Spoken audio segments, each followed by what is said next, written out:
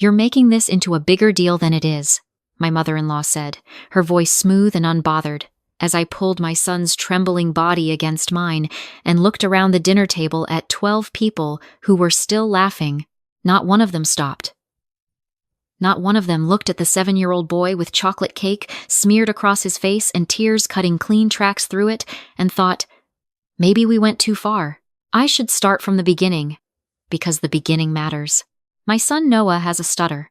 It started when he was 4, the year his father and I separated, and his speech therapist told me it was likely stress-induced and would improve with time and consistency. She was right.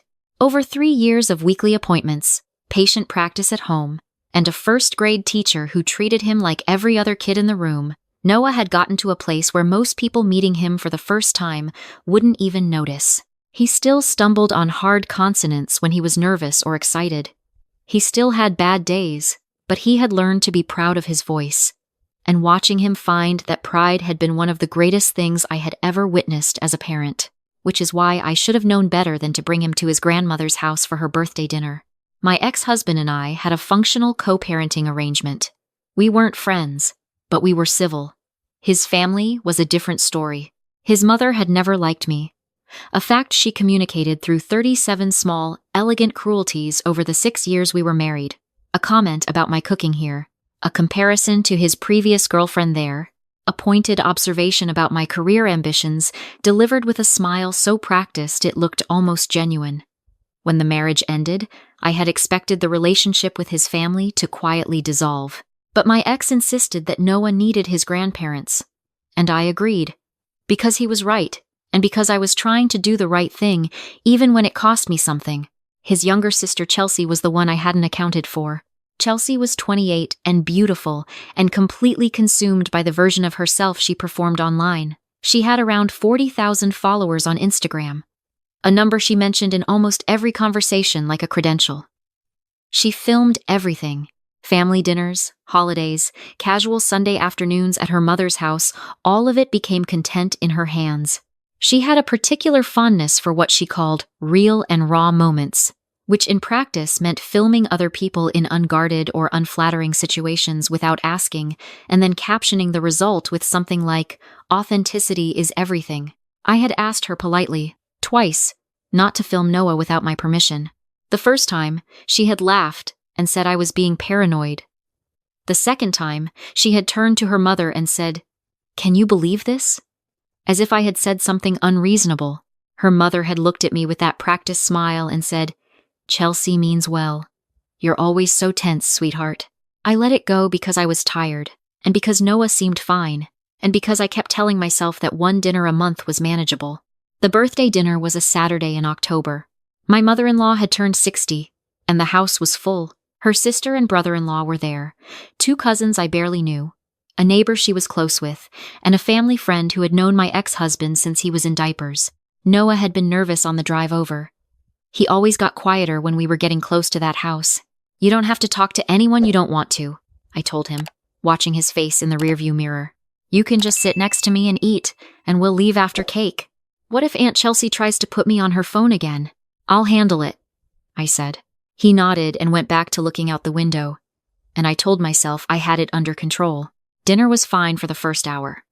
Noah sat beside me, ate his food quietly, and answered questions from the relatives with 1 or 2 words. Politely, the way I had coached him. His grandmother barely acknowledged him, which honestly felt like a mercy. Chelsea was at the other end of the table, phone propped against the centerpiece, filming herself doing a running commentary on the meal like she was hosting a cooking show. I ignored her. The trouble started with the toast. My ex-husband stood up to say something about his mother, the usual warmth and gratitude, and at some point he looked down the table and said, "And it means everything that Noah is here. Mom, your grandson loves you." He smiled at Noah, encouraging, and every face at the table turned toward my son. Noah froze the way he sometimes did when the attention came too fast. He wanted to say something. I could see him trying to get the words out. He opened his mouth, and what came out was a hard stumble on the G sound, the beginning of grandma, stretched and stuttered while 12 people watched. Chelsea's phone was up before I could breathe. Noah tried again. He got the word out on the second attempt. quiet and careful. "Grandma, happy birthday." It was fine. It was brave. It was exactly the kind of moment his speech therapist had told me to celebrate, because he pushed through instead of going silent. And then the cousin I barely knew snorted. Not subtly. A loud, surprised exhale through his nose, the kind that meant he'd been holding in a laugh.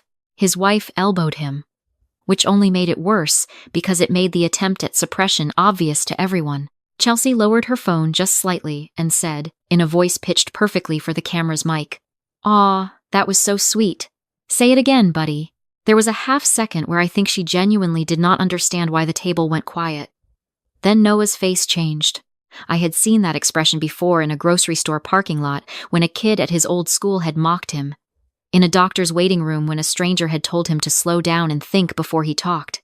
It was the look of a child realizing that the thing he had worked hardest on was being treated like a punchline. He stopped smiling. My mother-in-law made a sound I can only describe as a suppressed giggle.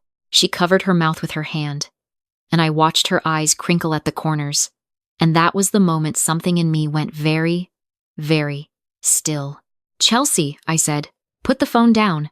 "I'm not doing anything," she said, still filming. He said, "Put it down," my ex said from the other end of the table, to his credit. "Oh, relax, both of you."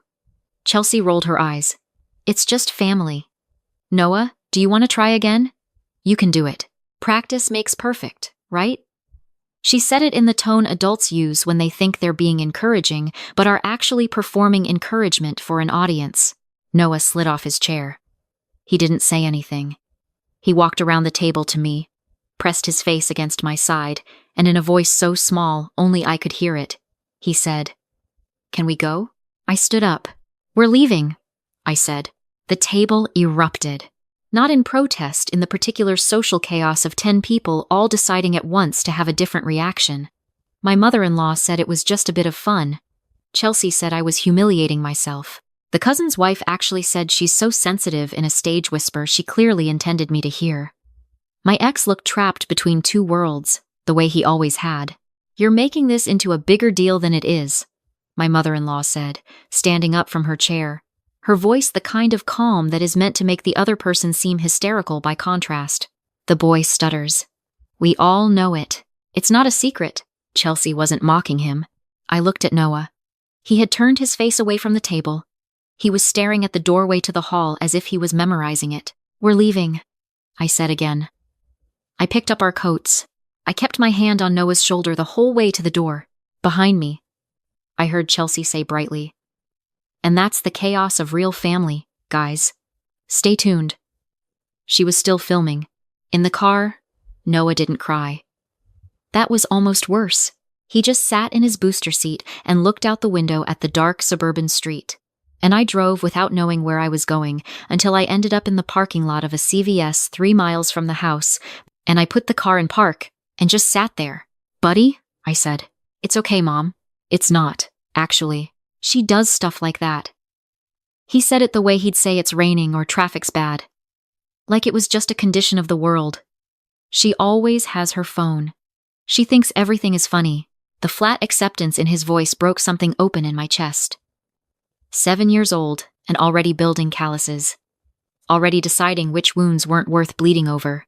"She was wrong," I said. "What you did at the table, saying the toast, getting through it, that took courage. You should be proud of that." He was quiet for a moment. "Grandma laughed," he said. I didn't have an answer for that. I just reached back and held his hand over the center console, and we sat there in the CVS parking lot until he fell asleep, and then I drove home. I put him to bed, and then I sat in the kitchen and stared at the wall for a long time. My phone had been buzzing since we left. My ex, asking me to call him. My mother-in-law, a long message I skimmed once and put down, and then Chelsea. Chelsea had posted the video. Not the part where her cousin laughed. Not the part where she told a 7-year-old to try again while holding a camera in his face. The video she posted was the part where I stood up, my voice tense and flat. "We're leaving," Noah pressed against my side. The caption read, "Sometimes family dinners go sideways, LOL. Sensitive people really don't belong at the table. Number family drama, number not sorry, number Thanksgiving." It had 400 likes in 2 hours. The comments were split between people who thought she was hilarious and a smaller group who seemed disturbed. But the disturbed ones were getting ratioed. Her mother had commented a heart. Her cousin had commented a laughing emoji. I put my phone face down on the table. I was not going to cry over Chelsea's follower count. I was not going to spend the next week drafting an angry text I would never send. I had done that before. In the early years, when every slight from that family had sent me spiraling into paragraphs I deleted at 2 a.m. It had never changed anything. They didn't respond to hurt. They responded to consequences, and since I had never delivered any, they had concluded I never would. I poured myself a glass of water and tried to think clearly. The problem was that I had no leverage. Noah's relationship with his father meant that dinner table was always going to be in his life in some form. My ex was not a bad person, but he was ineffective against his own family, and always had been. Reporting Chelsea to Instagram for filming a minor without consent was a process that would take months and result in nothing. The post would stay up. The followers would multiply. Noah would grow older, and one day Google himself and find a video of his grandmother's birthday dinner in which his stutter was used as content.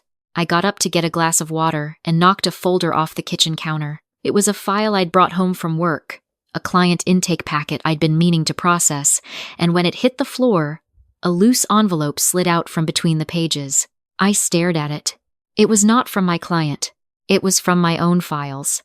A thick, cream-colored envelope I'd filed under P for property years ago and not looked at since. I had a habit of bringing old files home when I cleaned out my work desk and never quite getting around to filing them at home either. I picked it up. My name was on the return address. The contents were photocopies of documents I had notarized and signed nearly 4 years ago. I sat down and started reading. 4 years ago, my mother-in-law had come to me in tears. The business she and her late husband had built, a mid-sized commercial cleaning company serving office buildings and medical facilities, was in trouble. Her husband had died 2 years before that, and in the chaos of grief and estate administration, nobody had caught that their primary line of credit was personally guaranteed under his name. The bank called it due. She didn't have the liquidity to cover it. She was looking at losing the business contracts, the equipment, everything. The business had been her husband's legacy. It was how she maintained her lifestyle, her standing, her identity. I was an accountant. I had good credit, a clean financial history, and at the time, I was still trying to be the daughter-in-law who fixed things. She came to me directly, not through my ex, and she sat in my kitchen and held my hands and said she just needed my name on one document, a cosigner on a refinanced business loan to get through the transition period while she restructured. It would be paid off within 3 years, she promised. My name wouldn't mean anything. It was just paperwork. I signed it. What I had not done carefully enough at the time, because I was 30 years old and grieving my own marriage and trying to hold everyone else together, was read every page of every document. Sitting at my kitchen table at 11 o'clock on a Saturday night, I read them now. The loan was still active. The payoff timeline had been extended 18 months ago without my knowledge or notification, which was technically a violation of the cosigner agreement. That was point 1. Point 2 was more significant. Buried in the restructuring paperwork was a clause I had signed without fully understanding, one that had made sense at the time as a formality. In order to secure the refinancing, the lender had required that a secondary guarantor be named as an authorized officer of the company for the duration of the loan, a technicality to give the bank additional assurance. My name was on the business filings as an authorized officer, had been for 4 years, which meant that under the terms of the operating agreement I was staring at, I had standing to request a formal review of company financials. I had standing to call a creditor meeting, and if I chose to exercise the exit clause in the officer agreement, which I could trigger by submitting written notice, the bank had the right to accelerate repayment of the outstanding balance. The outstanding balance, according to the last statement in the envelope, was $240,000. I sat with that number for a long time.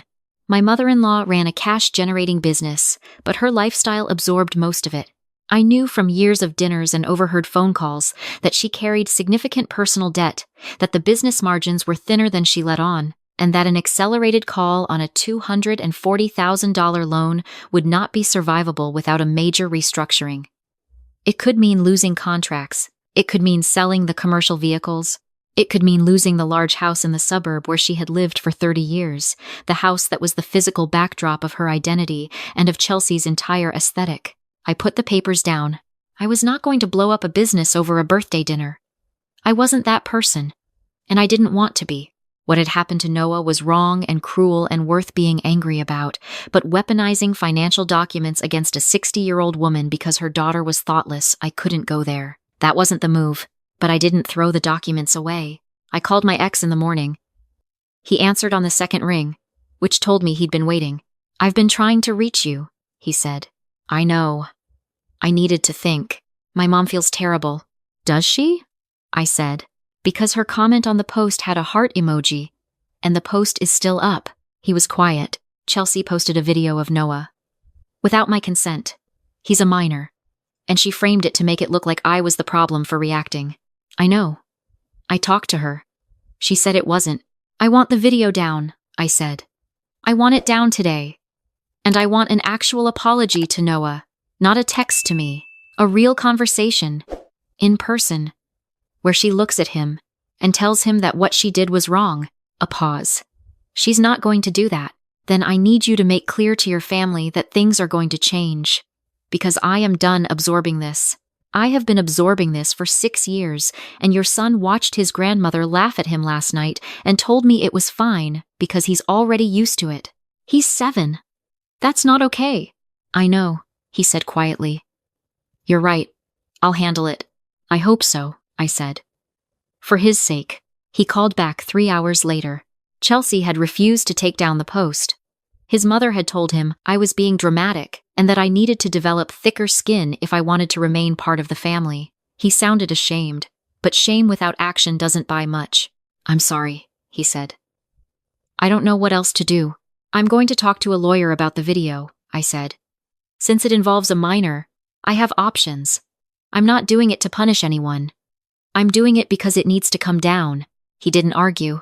I also, very quietly, called a business attorney. Not to torpedo anyone's finances, just to understand what I was holding and whether I had more options than I thought.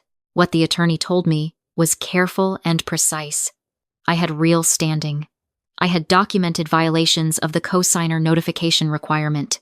I had the standing to trigger a review process that would be highly inconvenient and potentially damaging, though not necessarily fatal to the business, depending on how it was handled. The attorney also noted that my current position as an authorized officer created ongoing liability for me if the business made decisions I wasn't informed of, which meant I had a legitimate independent reason to want to be formally removed, and removing me cleanly required either paying off the loan or renegotiating the agreement with the bank. In other words, if I wanted out of this arrangement, which I absolutely did, forcing the conversation was not aggressive. It was responsible. I sat with all of this for 4 days. I went to work, picked Noah up from school, helped him with his speech exercises in the evening, watched him do homework at the kitchen table while I thought about $240,000 and a laughing grandmother and a birthday video that was still live on the internet. On the 5th day, Noah came home from his dad's house quiet, in a different way. Not the usual quiet, not the careful around strangers quiet I knew well, a new kind of closed. I asked him what was wrong at dinner. He said nothing. I let it go. Then at bedtime, when I was turning off his lamp, he said, without looking at me, "Aunt Chelsea showed it to Dad's friends. At the barbecue, she played the video on the big TV, and everyone laughed." I sat on the edge of his bed. She said, "Watch this. This is the funniest thing," Noah said. And they all watched it. He pulled his blanket up to his chin. I was right there. I didn't sleep that night. The next morning, I sent 2 letters. The first was to Chelsea through an attorney, a formal notice of unauthorized use of a minor's image and a demand for immediate removal of the content, with documentation of my co-parenting rights and a clear statement that failure to comply within 72 hours would result in a formal complaint and civil action. The second letter was to the business loan servicer. Not to trigger the acceleration clause, not yet. Just a formal notice that I intended to exercise my right to review current financials as an authorized officer, and that I would be engaging counsel to discuss a clean exit from the co-signer arrangement. I told my ex exactly what I was doing and exactly why in a calm and documented email. I was not doing this to hurt his family. I was doing this because I had genuine legal exposure, because his family had made clear they did not intend to change their behavior toward our son, and because I had waited long enough, hoping that things would improve on their own. The response from his side of the family was swift and loud. His mother called and did not get through. She left a voicemail that was 3 minutes of escalating volume. Chelsea texted me a paragraph that mostly consisted of variations on the word unbelievable. His aunt sent a Facebook message I did not open. I sent all of it to my attorney. The video came down within 48 hours.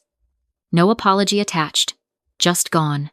The way things go when they stop being fun and start having paperwork.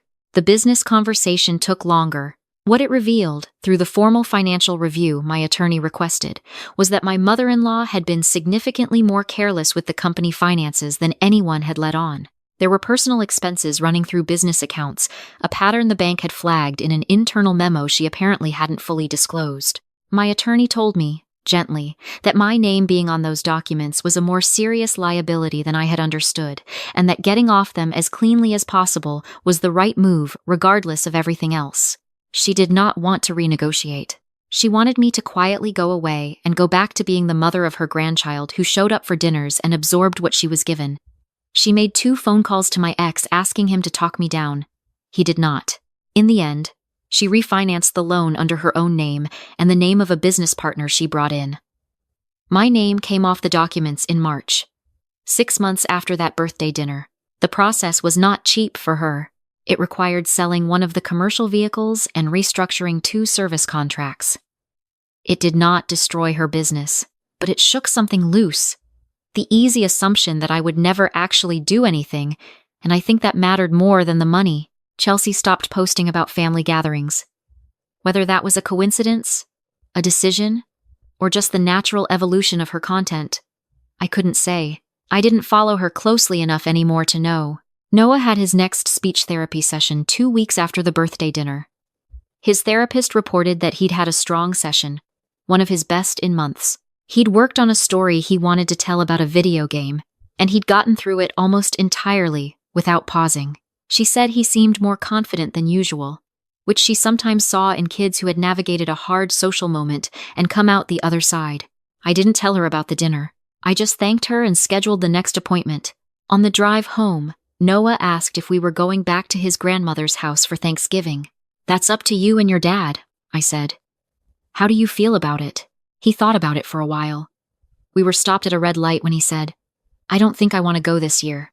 "That's okay," I said. "Is that mean?" "No," I said.